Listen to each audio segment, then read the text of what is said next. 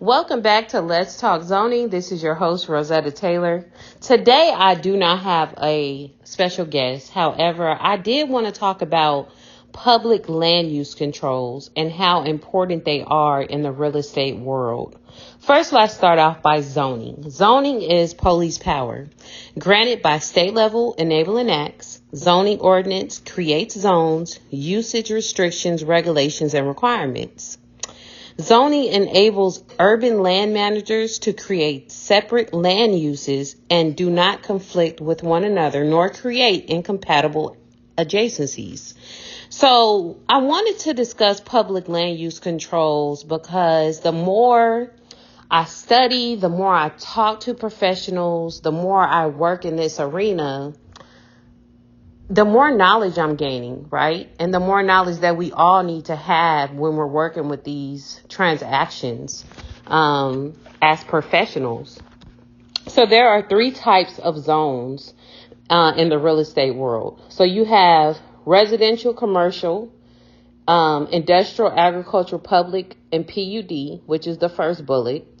The second bullet is residential zoning regulates density or number of dwellings in an area. And then you have commercial zoning regulates intensity or how much commercial activity is permitted in relation to size of the site. So that's just types of zones that you could look forward to in your commercial or residential transaction. The zoning administration is the zoning board of adjustment, which oversees and rules administrations and appeals.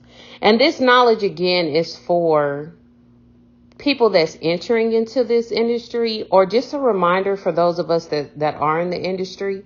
It's never too late to kind of just learn a little bit extra. Zoning appeals, what classifies as zoning appeals is non-conforming use, variance, special exceptions, and amendments. So that's what falls under the zoning appeal title. Planned unit development. We hear this word a lot, especially in our arena. PUDs is a zoning designated to regulate the use of whole tracts of land with a singular design. Design purposes are to achieve space efficiency and open space. So in our zoning world, whenever we have a property that's zoned planned unit development, I know when I first started over 12 years ago, everybody would get overwhelmed. Like, oh man, it's a planned unit development. Because sometimes planned unit developments can be excessive. It could be like 100-page document or more.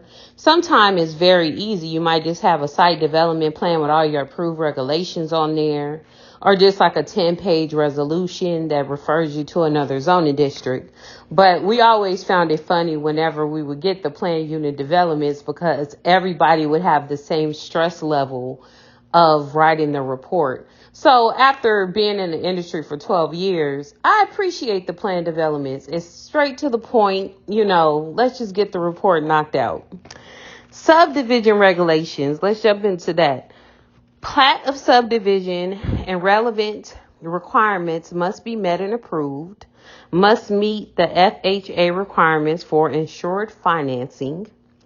Location, grading, alignment, surfacing, street width, highways, sewers and water mains, lot and block dimensions, building and setback lines, public use dedications, utility easements, ground pre-collation.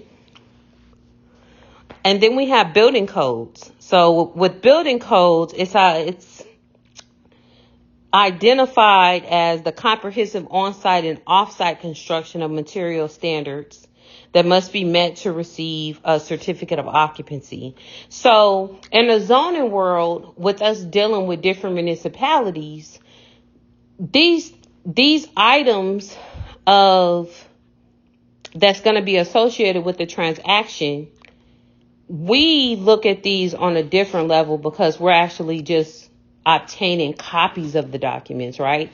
But the front end of the project have to dig a little bit deeper, especially when it comes to development. And then you have environmental restrictions, and they identify that as like flood control, solid waste disposal, air quality, water quality, marine protection, noise control, toxic substances control, lead paint, and Superfund. So again, this was just a quick little overview of public land use controls in the real estate world. Reading into real estate, residential and commercial, one of the first things that I turned to in this book, is zoning. So, that's just, again, letting everybody know in the commercial, residential, real estate world, how important zoning is and how popular it's becoming. Everybody's starting to realize, okay, I want to buy this land. What can I develop on this land? You need a zoning professional. You need somebody who can tell you what could be built there. You need somebody that could tell you the requirements, what you're going to need to get it built. And so that's where our roles kind of play that part with assisting you with new development or already constructed properties. Again, residential, commercial, industrial, mixed use, plan unit developments.